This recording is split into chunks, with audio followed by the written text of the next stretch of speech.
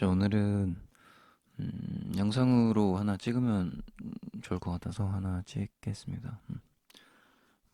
제가 항상 글이나 텔레그램으로 설명을 그래도 드리긴 하는데 이 부분은 아마 뭐 지금도 그렇지만 경제를 굉장히 기본적으로 이해하고 그리고 내 포지션을 확 바꿀 수 있는 교체할 수 있는 그런 굉장히 중요한 지표라고 판단이 들어서 이건 아마 평생 써먹을 수 있으니까 이거는 뭐 10년 뒤에 써먹을 수도 있고 보통은 10년마다 오니까 10년 뒤에 써먹을 수도 있고 20년 뒤에 써먹을 수도 있고 30년 뒤에 써먹을 수도 있고 그러니까 지금 알아놔야 된다고 생각을 합니다. 그래서 한번 여러분들한테 각인을 시켜드리기 위해서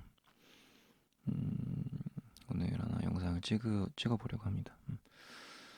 자, 오늘 소개할 거 지표는 10년물하고 2년물 장단기 금리 차가 역전이 됐을 때 그러니까 뭐 경제 공부를 그래도 유튜브로 많이 보시는 분들은 장단기 금리차라는 말을 많이 들어보셨을 거예요. 그래서 이게 역전이 됐을 때 어떻게 됐나 경제들이 그래서 그걸 한번 오늘 체크를 한번 해보도록 하겠습니다. 자, 기본적으로 금리라는 게 내가 짧게 맡기는 것보다 길게 맡겼을 때 이자율이 더 높은 게 정상입니다. 정상. 너 믿으니까 이렇게 길게 맡겨둘게. 그렇게 하는 게 정상인데 미국 국채 수익률이에요. 근데 기본적으로는 그게 맞는데 이제 2년물이 10년물 이자율을 넘었을 때 그러면은 이제 그거를 역전이 됐다고 얘기를 하거든요. 그래서 보통은 평상시에는 이 위쪽에 있죠. 위쪽에 10, 년물이 당연히 더 높아야 되니까 이렇게 위쪽에 있는데 이제 경제 위기가 오기 전에 이상한 신호가 뜹니다. 2년물이 10년물보다 높아지는 신호. 그게 넘어가면은 0에서 마이너스가 되겠죠. 여기서 마이너스가 되고 마이너스가 되고 그다음에 마이너스가 되고 그다음에 여기 마이너스가 되고 여기도 마이너스가 되고 어, 여기도 살짝 넘겼죠. 그리고 지금 마이너스가 되고 있는 상태고 근데 그 폭이 지금 보시면 어, 80년대 가장 컸고 그다음에 다 비슷비슷하죠. 이쪽 비슷비슷하고 비슷비슷하고 비슷비슷하고 코로나 때는 오다가 말았죠. 거의 살짝 역전되고 이제 올라갔는데 코로나 때는 조금 이따 설명을 드릴 테지만 이때들은 되게 그 폭이 깊었고 그리고 이때는 좀 얕았고 그 차이가 있죠. 어쨌든 역전이 되면 경제 위기는 항상 왔다. 그거를 좀 체크를 하시면 되고 자 어떤 위기가 왔는지 한번 체크를 해볼게요. 80년대부터 80년대에는 이제 우리가 교과서에서 배웠던 오일 쇼크가 왔죠. 80년대 70년대 후반부터 1차 오일 쇼크가 한번 왔고 그 다음에 한번 이렇게 쭉 왔다가 그다음에 2차 오일 쇼크가 또 한 번 왔죠. 그러면서 경제 위기가 이때 80년대 제대로 한번 왔고 이때 미국이 휘청휘청 거리면서 어떻게 됐나요? 80년대 1차 오일 쇼크, 2차 오일 쇼크. 이때 미국이 완전 휘청휘청 거리면서 이때 올라온 게 일본이죠. 어, 일본이 어마어마한 버블을 키워가면서 1차적으로는 일본이 그때 당시에 미국이 위태위태할 때 그때 이제 치고 올라왔고 아무래도 값싸게 값싸고 좋은 질 좋은 품질로 승부를 봤기 때문에 일본이 치고 올라왔고 그러면서 일본이랑 미국이랑 안 되겠다 싶어서 미국이 플라자비를 해서 일본이 살짝 휘청거리다가 안 되겠다 싶어서 일본이 금리를 낮추고 일본이 금리를 낮추면서 플라자 합의 이후에 플라자 합의까지도 사실 괜찮았어요. 이후에 일본이 내수 경제를 올리기 위해서 금리 인하를 했고 그리고 나서 일본이 버블을 키웠죠. 금리 인하를 너무 심하게 하니까 주식시장하고 부동산 시장이 버블을 났죠. 그래서 그때가 이제 어떻게 보면 일본의 황금기라고 볼 수 있겠고, 그러면서 이거 뭔가 이상한데 싶어서 금리를 다시 올리기 시작하니까 일본의 버블이 터지기 시작했고, 그리고 나서 우리가 아는 잃어버린 10년, 잃어버린 20년이라고 얘기를 하죠. 뭐 잃어버린 30년까지도 얘기하는데 30년은 아니고 보통은 잃어버린 10년, 20년이라고 하더라고요. 80년대에 그렇게 큼직큼직한 이야기들이 있었고, 그리고 어쨌든 중요한 거는 오일 쇼크가 나기 전에 이런 지표들이 장단기 금리차가 역전이 됐었다. 이게 키포인트라는 거죠. 이때 당시에는 보통은 이제 이 이후에는 10년마다 한 번씩 오는데 이때 당시에는 1차 쇼크, 2차 쇼크가 왔기 때문에 한번 제대로 미국이 그냥 난리가 났었던 그런 시기였다라고 보면 되고, 그리고 나서 90년대에는 뭐가 있었죠? 90년대에는 뭐 우리가 너무 큰 체감이 있었던 IMF도 있었죠. IMF 교과서에서 또 큼직큼직하게 났었고 실제로 체감하신 분들도 있을 텐데, 뭐 90년대까지는 아무래도 교과서에서 배우신 분들이 많을 거라고 생각을 합니다. 90년대에는 한국 기준으로 따지면 IMF가 있었고, 근데 이제 이 IMF가 우리 한국은 97년도에 터졌죠. 97년도에 터지기 전에 여러 가지 시그널이 있었는데 신흥국들이 많이 무너졌습니다. 보면은 90년대 초반부터 이제 어, 많이 좀 남미부터 시작해가지고 많이 터지기 시작했고, 그 다음에 이제 번진 게 동아시아 쪽으로 번졌죠.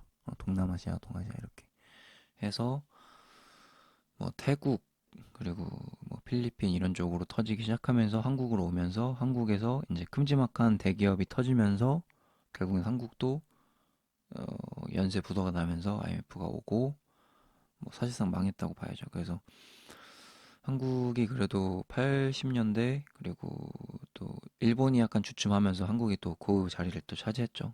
일본이 많이 무너지기 시작하면서 90년대, 80년대 후반, 90년대 초창기까지는 한국이 좀 굉장히 경제 활성화가 됐다. 하지만 IMF 위기 터지면서 연쇄적으로 아시아들이 터지면서 결국에는 한국도 무너졌다. 그렇게 보는 게 90년대 상황이라고 보시면 될 것 같고, 한국 이전에 터졌습니다. 그래서 아시아들은 큼직큼직한 경제 위기가 왔을 때는 오기 전에는 이런 게 있었다 보시면 되고, 그리고 나서 2000년대 우리가 또 이것도 사실 교과서에서 배운 건데 이것도 뭐 사실 크게 체감을 하시는 분들은 많지는 않다고 생각해. 그래도 체감을 하는 사람은 있을 수는 있다. 2000년대에 이제 터진 게 닷컴 버블이 터지기 시작했는데, 이 이전에 보시면 또 이때도 장단기 금리가 역전이 돼요. 10년 뭐라고 2년물이 역전이 되면서 되고 나서 그달 경제 위기가 오니까 이렇게 슉 올라오면서 이때 올라오는 게 금리를 낮추면서 돈을 푸는 거예요. 슉 올라오면서 경제 위기가 왔으니까. 그러면서 회색으로 터진 게 보이죠. 이때가 경기 침체 혹은 경제 위기가 오는 신호고요. 이때가 다 회색으로 처리된 게. 그러면서 위기가 왔고 다시 한번 금리차가 10년물이 쑥 올라가는 그렇게 되니까 금리를 이제 인하를 하니까 그렇게 되는 거죠. 돈 풀기를 하는 거니까. 닷컴 버블이 오면서 뭐 사상 뭐 미국 기준으로 뭐 사상 최대 버블이 터졌죠. 이때 뭐 닷컴 버블이라고도 하고 보통은 이제 IT 버블이라고 하는데 닷컴 버블이라고 하는 이유는 이때 당시에 뭐 기업이 홈페이지를 만들면은 .com 그걸 닷컴이라고 하는데 그 닷컴을 만든 기업은 다 싹 다 올라갔다. 그래서 닷컴 버블이라고 하는 거예요. 그때 당시 이때 이제 인터넷이 막 활성화되면서 뭐뭐.닷컴 그 한국도 마찬가지로 뭐 홈페이지 하나 만들면은 이거는 이제 앞으로 미래를 선도할 기업이다 하면서 그때 닷컴만 만들면 다 올라갔던 시절이라고 해서 닷컴 버블이라고 하더라고요. 그래서 미국도 터지고 한국도 미국은 그래도 이 닷컴 버블의 지수를 뛰어넘었죠. 나스닥이. 하지만 한국은 코스닥이 그때의 버블을 이기지 못하고 있어요. 어. 그래서 이제 차라리 투자를 하려면은 미국에 투자하자 이런 말이 그래서 생긴 거고 한국은 코스닥이 그때 뭐 반절도 회복 못했으니까. 근데 미국은 10년 뒤에 그 버블을 치고 올라갔다. 나스닥을 보면은 뭐 그렇게 보면 되고 어쨌든 닷컴 버블이 터지면서 그때 당시 시총 1위가 인텔이었는데 인텔이 뭐 지금 무너졌다고는 할 수 없지만 그때는 독보적인 1위 기업이었거든요. 근데 지금 뭐 그냥 횡보하고 있죠. 횡보 하락이라고 있죠. 그래서 시총 1위 기업이 꼭 무조건 영원히 1위를 하는 법은 없다. 마찬가지로 지금 애플도 지금 시총 1위고 굉장히 단단한 기업이지만 영원히 시총 1위를 할 거라는 보장은 없다. 최근에도 마이크로소프트랑 시총 1위를 2위를 엎치락 하면서 왔다 갔다 걸었는데 어쨌든 지금은 애플이 1위이긴 해요. 그리고 무너지지 않을 것 같지만 어쨌든 뭐 1위는 어쨌든 바뀔 수 있다. 그렇게 항상 생각은 해야 되고 그리고 나서 닷컴 버블이 터지고 나서 이제 돈을 풀었죠. 이때까지 돈을 풀면 금리 인하를 하면서 그러다가 이제 슬슬 또 다시 2006년부터 다시 한번 장단기가 역전이 되면서 이때가 이제 어, 부동산 버블이 미국의 부동산 버블이 똑같죠. 80년대 일본이 터지려고 했던 것처럼 미국도 이때 슬금슬금 부동산 버블이 터지기 시작했다. 슬슬 올라오기 시작했다. 그래서 이때 유명한 게 뭐죠? 빅쇼트라고 해서 마이클 버리가 2006년도부터 미국 부동산은 터질 거다. 라고 한 게 뭐 이 지표도 확인을 했겠죠. 마이클 버리가 당연히 확인을 하고 뭐 여러 가지 부동산 지표를 확인했겠죠. 그래서 2006년도부터 떠들었어요. 마이클 버리가 터질 거다 해서 결국에는 2008년도에 리먼 사태가 터지면서 2007년도 말 2008년도 이제 터지면서 그래서 마이클 버리가 유명해졌죠. 그걸 맞춰서 그러면 영화로도 나오고 피겨트 영화를 한번 보시고 마이클 버리가 왜 그렇게 생각을 했는지 물론 그 영화에는 뭐 장난기 금차 이런 건 나오진 않습니다.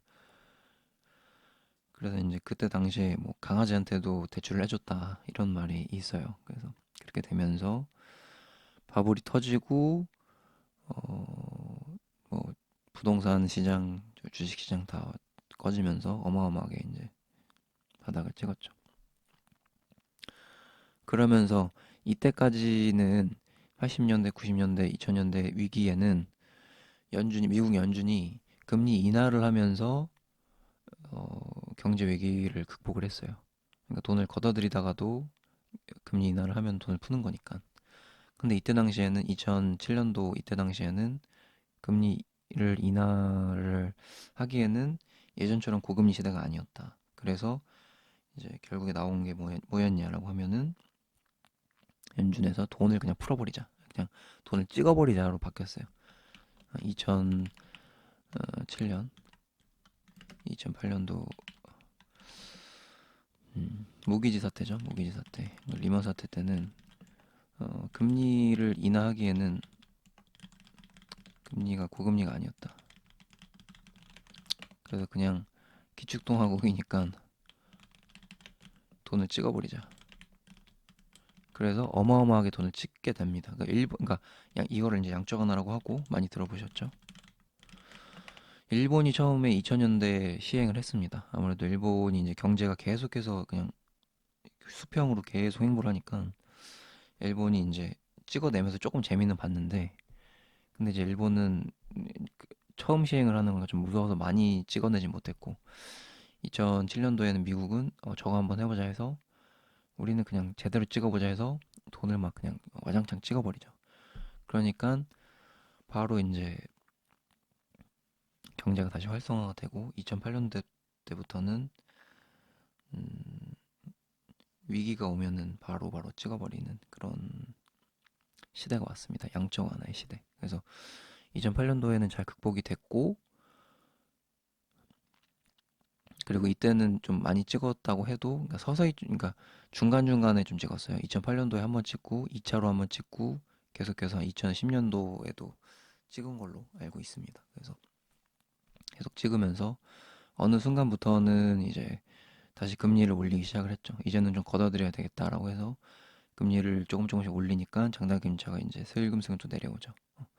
슬금슬금 내려오고 이때 코로나 전까지만 해도 돈을 좀 걷어들이면서 금리를 좀 올린 상태였습니다. 그런데 이제 코로나가 오기 전에 2019년도에 살짝 장단기 금리차가 역전이 됐어요. 이때 보면 크게 보시면 여기서 살짝 넘긴 다음에 그 다음에 이렇게 갔죠. 근데 이제 2년물 기준으로는 살짝만 터치해가지고 조금 이때 당시에는 긴가민가 하긴 했는데 지금 10년물하고 3개월물을 보니까 이때는 좀 많이 떨어졌더라고요. 10년물하고 3개월물하고. 그래서 약간 헷갈렸던 게 이때 이게 역전이 된 건가 안 된 건가 그때 당시에 생각을 했는데 그때 제가 안 봤던 거는 이제 못 봤던 거는 10년물하고 3개월을 제대로 못 봤어가지고 그래서 이번에는 이제 3개월물도 계속해서 주시를 하고 있었습니다. 그래서 3개월물하고 10년물하고 제대로 어, 터졌는지 그래서 10년물하고 2년물이 넘어섰을 때가 4월, 5월쯤 이때쯤이었고 그래서 이때부터 월급주를 제가 현금을 모으자라고 5월부터 이제 월급주 뭐 투자 다 좋지만은 어쨌든 장단기 금리차 역전된 거는 경기 침체 신호니까 경기 침체 신호가 발생을 하고 나서 거의 한 1년 정도, 한 1년에서 2년 정도 사이에 발생을 했으니까 음, 이제 요 기준으로 보면은 내년도 한 4월 정도에 뭔가 이제 터질 가능성이 있다라는 얘기죠. 그래서 그때부터 이제 현금 사인을 드렸고 그리고 이번에 확실하게 10년물하고 2년물, 아니 10년물하고 3개월물이 여기서 좀 지지를 하다가 이것도 이번에 확 무너졌어요.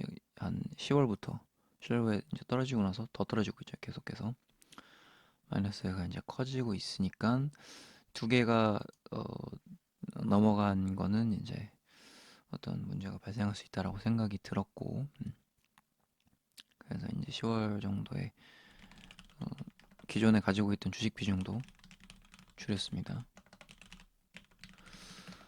그래서 항상 뭐 배당도 좋고 다 좋지만 어쨌든 이 강력한 경기 침체 신호를 무시할 수는 없는 상황이기 때문에 음, 이거를 제가 좀 계속해서 강조를 드리는 거고 내년도에 어떤 큰 리세션을 이제 아래 공포라고 얘기를 하거든요. 그래서 리세션이 올 때는 이런 식으로 어, 상당히 굉장히 역전이 됐다가 그대로 싹 올라오는 이런 걸 이제 팍 이렇게 올라오면서 금리 인하를 하거나 돈을 풀면서 리세션이 오는 거를 이제 아래 공포라고 얘기를 합니다. 그래서 지금 한번 기사도 한번 체크를 한번 해볼게요.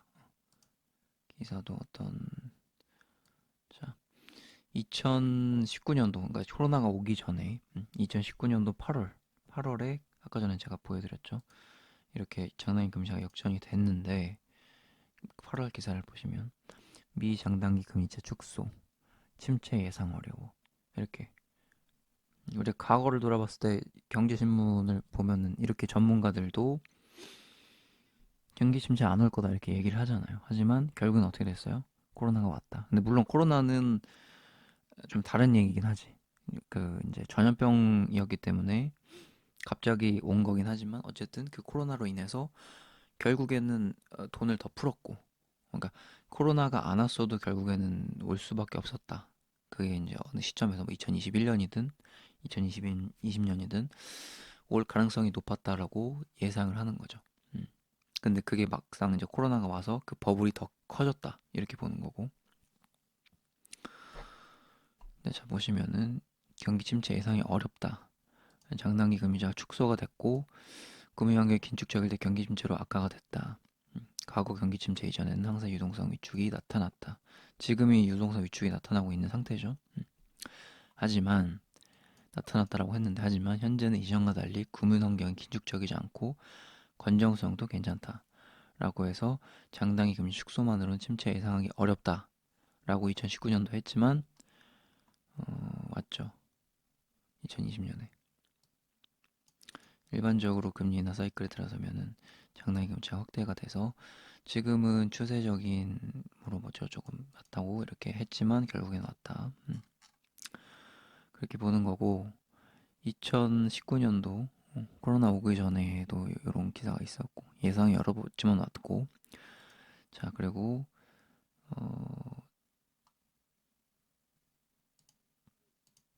그 다음에 2019년도에 또 다른 기사 볼게요. 장단기 금리 역전에도 미 경기 침체 확률 25%밖에 안 된다고 얘기를 했죠. 하나투자증권에서. 음, 경기 침체 확률 25%밖에 안 됐다.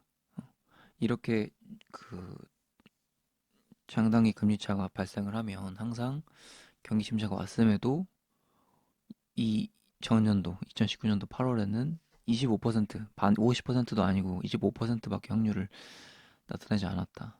경제 전문가들도 사실상 아무런 의미가 없다. 우리가 봐야 될 거는 이제 항상 확률적으로 봐야 된다는 얘기죠. 물론 이번에 안 올 수도 있어요. 하지만 확률상 여태까지 100%가 왔기 때문에 그 100%를 믿어야겠죠. 경제 전문가들이 25%라고 하는 건 믿으면 안 된다. 그렇죠? 그래서 뭐 이런저런 뭐 이유를 들긴 하는데 결국에는 100% 경기 지표를 봐야 되는 게 맞고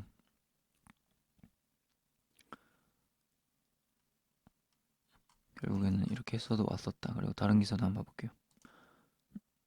자 보시면은 2006년도 기사입니다. 2006년도. 2007년도에 이제 리먼 스타가 터졌으니까 그 전 기사를 또 한번 읽어보는 거예요. 과거로 가서 성장 둔화가 우려가 된다. 그래서 최근 미국 증시 약세는 장단기 금리차 역전이라는 문제가 있다. 그동안 빠르게 좁혀왔던 미국의 장단기 금리차가 마이너스로 역전이 됐다. 그러면서 뭐 이 같은 우려에는 장단기 금리 역전의 시장이 가장 큰 관심을 가진 이유는 장단기 금리차 경제에 대한 예측을 크게 인정받았기 때문이다. 그쵸? 인정을 받아서 상당수의 우려가 있다라고 했고 이 기사는 그래도 어느 정도 우려가 있고 조심해야 된다는 그런 기사가 이제 있습니다. 그래서 뭐 추가적인 금리 인상은 지난 13차례 금리 인상과 달리 장기 금리를 상승시킬 가능성이 높아서 금리 변화에 경제가 보다 민감해질 수 있다. 인플레 압력 해소를 위해서 추가적인 금리 인상을 단행하며 유발하는 장기 금리 상승은 경기 주체 금융 부담을 확대시켜 미국 경제 둔화 가능성을 높인다. 그럴 가능성이 있다라고 2016년에 얘기를 하는 기사인 반면에 다른 기사 한번 보겠습니다. 자, 이런 기사. 2007년도 3월의 기사입니다. 미 장단기 금리 역전, 경기 침체 설득력이 떨어져. 음, 자, 신영증권 우리 투자전략팀장님께서 최근 전문가죠 어떻게 보면 최근 미국의 장단기 금리 역전되며 경기 침체 우려가 불거지는 것에 대해 이러한 현상은 금융적인 현상에 불과하기 때문에 설득력이 떨어진다. 그래서 예전에는 장단기 금리가 커지면 호황, 역전되면 불확이라는 해석을 많이 했으나 최근 현상은 금융적인 현상의 하나로 설명력이 많이 떨어진다라고 강조했다. 미국 기업들의 유동성이 풍부해지면서 은행에 맡기는 자금이 늘어났고 은행이 미국 장기 채권에 투자를 늘린 결과 장기금리 하락하며 나타난 현상일 뿐이라고 했다. 2007년, 2008년 리먼 사태 터지기 전에 이러고 있습니다. 그래서 어, 역전을 경기 방향성 나타나는 전조라 보기는 어렵다. 음. 그리고 서브프라임 문제에 대해서 다소 우려를 표명했다. 서브프라임 문제가 확산돼 이때가 이제 이미 터지려고 했을 시기인 것 같네요. 2007년 초반이. 초반에는 조금 덜 떨어지다가 확 떨어졌거든요. 나중에 막 연쇄적으로 터지면서. 자, 그래서 미국 뱅킹 시스템에까지 불똥을 튀긴다면 크게 문제가 될 수 있다.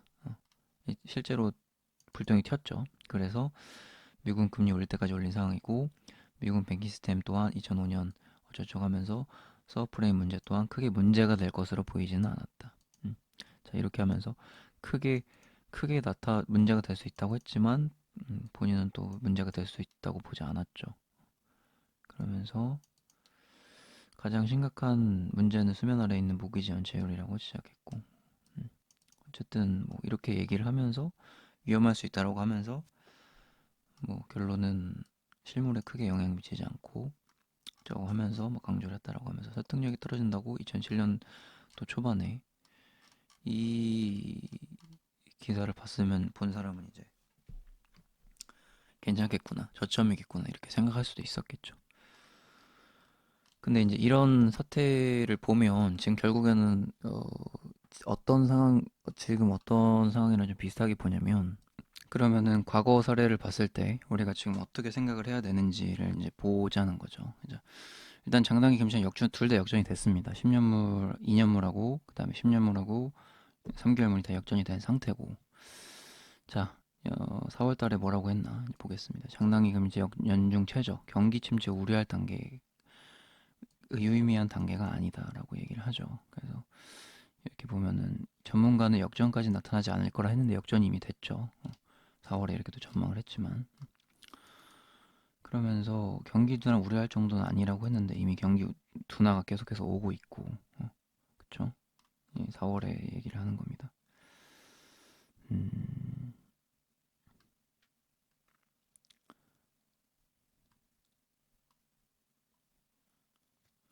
그리고 이거 뭐 이거는 이런 식으로 이제 얘기를 했고 높은 인플레이션 환경에서 장단 금리가 쉽게 역전되는 경향이 있고 불안 가능성을 고려해서는 정도가 더 심해져야 된다라고 했고 그리고 미 정치 전문가들도 장단기 금리 역전에 의미를 둘 단계는 아니다라고 얘기를 했습니다. 그리고 요 기사도 있고 그다음에 보면은 장단기 금리차 이런 기사도 있습니다.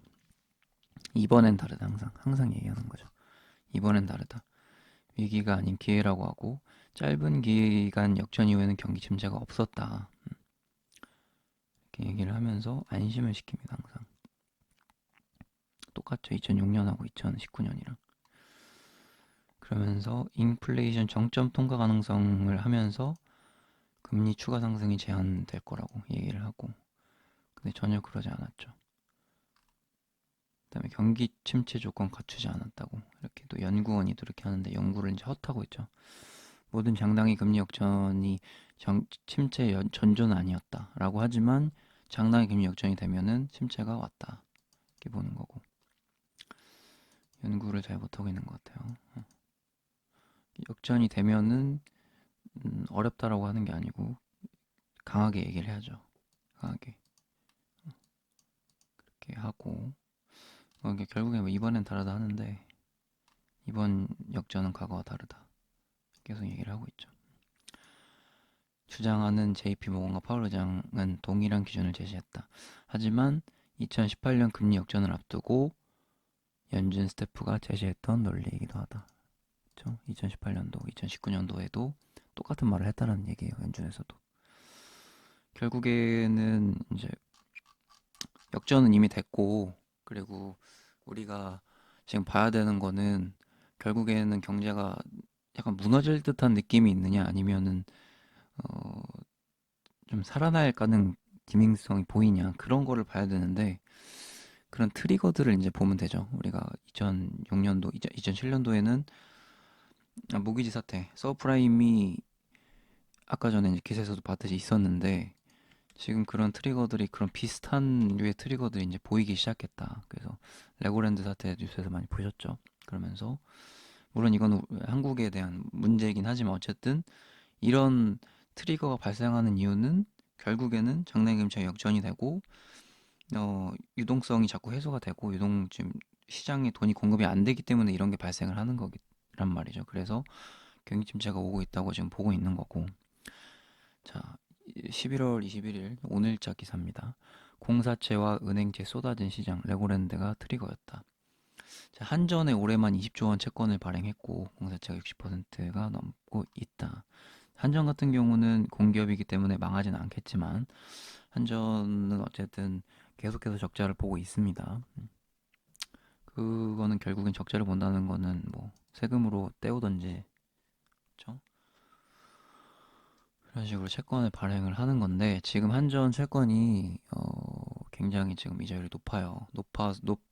높게 주면서까지도 지금 수급이 어렵기 때문에 계속해서 채권들이 지금 상태가 안 좋고, 한전 채권이 이런데 다른 회사 채권이면 어떻겠어요? 한전 채권 이자율이 높으니까 그나마 조금 더 안전한 한전 채권을 하겠죠. 한전 채권 이자율이 높으니까. 그러면 다른 회사들은 그만큼 채권 발행을 해도 돈을 수급하기가 어렵다는 얘기죠. 음, 그렇다는 얘기고, 지금 표면적으로 지금 금융시장 상황은 모두 레고랜드 사태 촉발된 것처럼 보인다. 하지만 국내 금융시장이 기저에서 자급 수급 상황이 평소와는 다른 상황이었다는 점을 감안한다면 레고랜드 사태는 국내 자금시장 경쟁 직후를 촉발한 일종의 트리거로 보는 것이 타당하다. 그쵸? 트리거다. 약간 그 예전에 서브프라임 그때처럼. 서브프라임 때도 바로 그게 터지고 나서 무너진 게 아닙니다. 그게 터지고 나서 어느 정도 계속해서 연쇄적으로 되면서 이제 문제가 발생했던 거지. 마찬가지로 IMF 때도 대기업 하나가 무너지니까 그거 무너졌네 하고 끝난 게 아니고 다다다다다다다다다다 무너지면서 대우까지 무너졌죠. 그런 트리거가 이제 레고랜드 사태가 좀 있지 않을까 싶은 거기도 하고요. 결국에는 레고랜드도 한국의 채권 시장에 불안함을 조성을 했으니까, 안 그래도 지금 금융시장이 좋지 않은데 트리거가, 근데 이제 그런 걸 나중에 추후에 봤을 때는 레고랜드가 아니어도 결국엔 다른 걸로라도 다른 게 트리거가 됐을 거다 이렇게 보는 거죠. 근데 이제 이번에는 레고랜드가 트리거가 될 수 있겠고, 음, 금융시장 뭐 어쩌고저쩌고 하고 법적 가능성과 정당성 여부를 떠나서 금융시장의 근간에 깔린 투자자의 신뢰를 일순간에 무너뜨렸다. 그래서 신뢰가 좀 깨졌다 이렇게 된 거고. 음, 자, 그리고 이제 여기 나오죠. 가파른 금리 인상에 레고랜드 이전부터 시장에 돈줄이 말라 있었다. 이게 가장 키포인트지. 레고랜드는 그냥 방아쇠일 뿐이고 시장의 돈줄이 지금 마르고 있다. 가장 큰 요인은 급격한 금리 인상이고 금융시장의 전반적인 금리가 모두 올랐고 채권도 마찬가지다.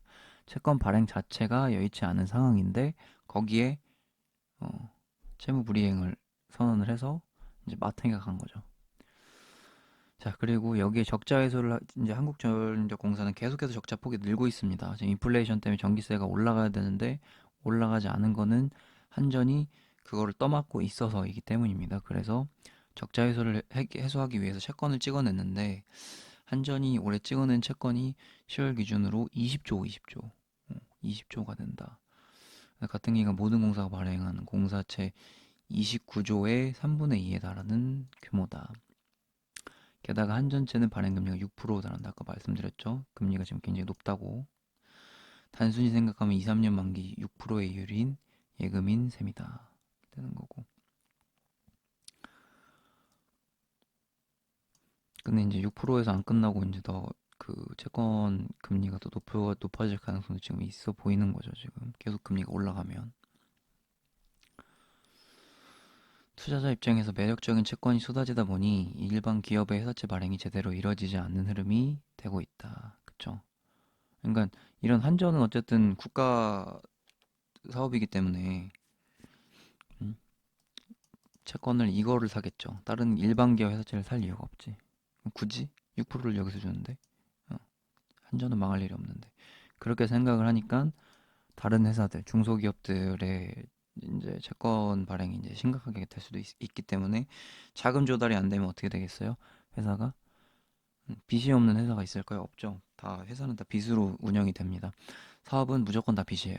현금으로 하는 사업은 없어. 무조건 다 빚을 내서 하는 거예요. 자, 애플이 그렇게 돈을 많이 벌고 어쩌고 저쩌고 뭘 다 해도 애플도 빚을 내서 빚이 있습니다. 현금이 많은데도 빚이 있어요. 왜? 빚을 안 낼 이유가 없기 때문에. 금리가 낮을 때는. 금리가 낮을 때는 공짜 돈이기 때문에 그걸로 사업을 하는 겁니다. 근데 지금은 다르죠. 사업을 하는 입장에서는 금리가 높기 때문에 공짜 돈이 아니죠. 이율을 내야 되는 거죠. 음, 그렇기 때문에 다른 중소기업에서 만약에 채권을 발행한다면 위태위태할 수 있기 때문에 거기는 이제 돈이 안 들어가는 거죠. 예, 한전 같은 데만 이제 다 쏟아지는 거고 20조 여기 되는 거고. 자, 그래서 이제 최근 미국 인플레이션 추이가 낮아져서 내년 초가 되면은 뭐 자금 시장이 지금보다는 개선될 거라고는 하지만 전혀 그럴 거라고 생각이 안 들고 있고요. 저는 여기는 뭐 트리거라고 하는데 트리거면은 더 심해지면 심해지지 개선이 될 수가 없죠. 심지어 내년 초면은 금리가 더 올라갈 텐데. 자, 그래서 지금 인플레이션 추이가 낮아진다는 거는 추이가 조금 낮아진다는 거지. 아까도 말씀드렸듯이 어,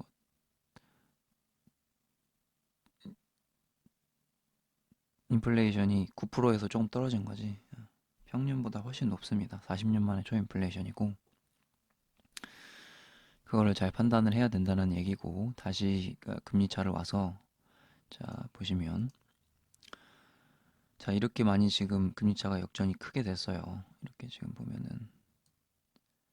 보시면 이게 크게 그 10년물하고 2년물이 이렇게 됐고 10년물하고 3개월물도 지금 이렇게 떨어졌습니다. 자 1980년도에가 가장 심했고 그쵸? 40년 인플레이션이 가장 심했을 때 그 이후에는 자, 요 정도만 됐었고 코로나 때도 별로 약했단 말이에요. 근데 지금 보세요. 폭이 어느 정도인가. 자, 이때 90년대랑 그리고 닷컴버블 2000년도 때 그리고 2008년도 때 금리차 역전된 상황보다 훨씬 크죠, 지금 폭이. 큰 게 보이시죠? 자, 이걸로 한번 비교해 볼게요. 자, 요 정도여야 되는데. 그쵸? 닷컴버블 때도 요 정도였는데.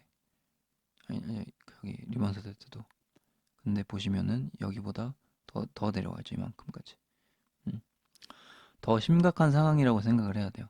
자, 코로나 때는 더 심각한 상황이 아니었기 때문에 별로 안 내려온 거고, 지금은 더 심각한 상황이라고 이제 봐야 되는 겁니다.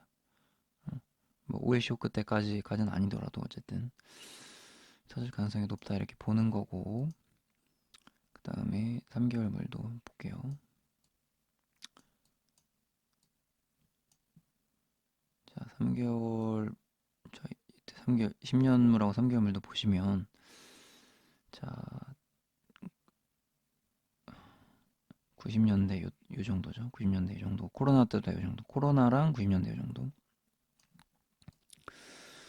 자, 그리고 닷컴 먹을 때 버블이 컸죠. 보시면은 이 정도까지 내려왔고, 그쵸?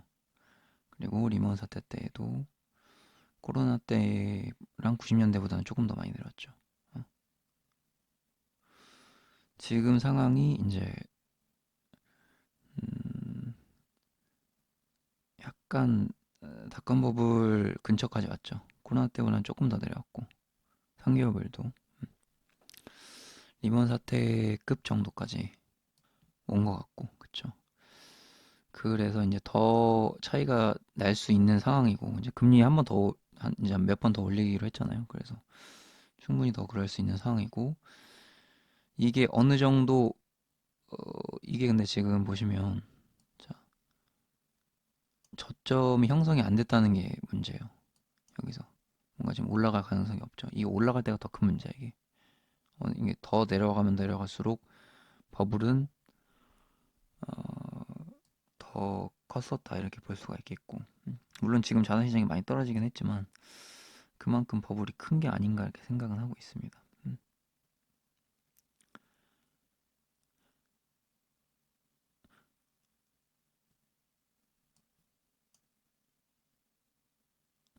아무튼 상당히 금리차가 꽤 크다. 이게 그냥 넘어갈 수 있는 문제는 아닌 것 같다 이렇게 보는 거고요.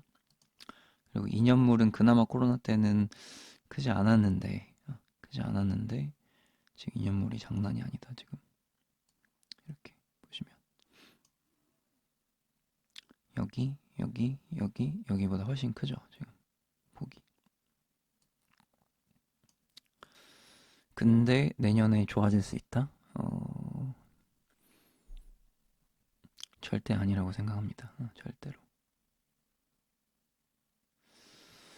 자, 어쨌든 장단기 금리 차에 대해서 오늘 설명을 드렸고, 그리고 음, 뭐 여러 가지 기사까지 보여드리면서 이제 좀 설명을 드렸는데 마지막으로 하나만 더 볼게요. 인플레이션 수치입니다. 인플레이션 수치. 70년도, 80년도가 가장 컸죠. 인플레이션 수치가 11까지도 올라갔었고, 이때도 13까지 올라갔었고, 1차, 2차. 제대로 못 잡았기 때문에 이렇게 올라간 거예요.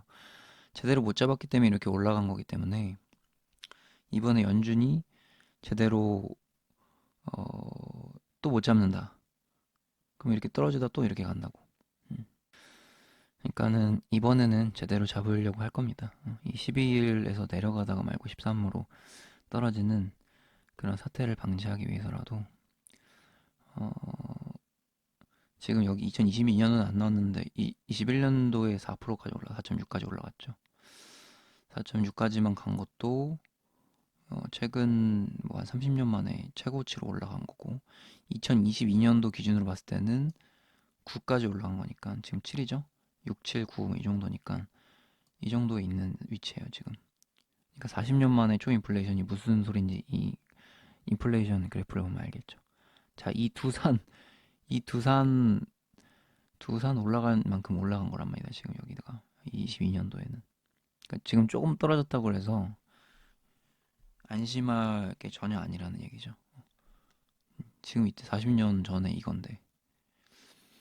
음,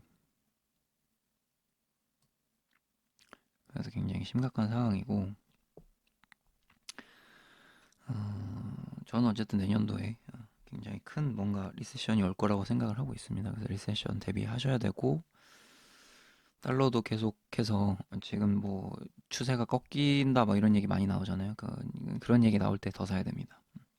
그렇게 생각을 하고 있고, 40년 만에 하이퍼 인플레이션. 40년 만에. 너무 웅장하지 않나요? 가슴이? 40년 만에.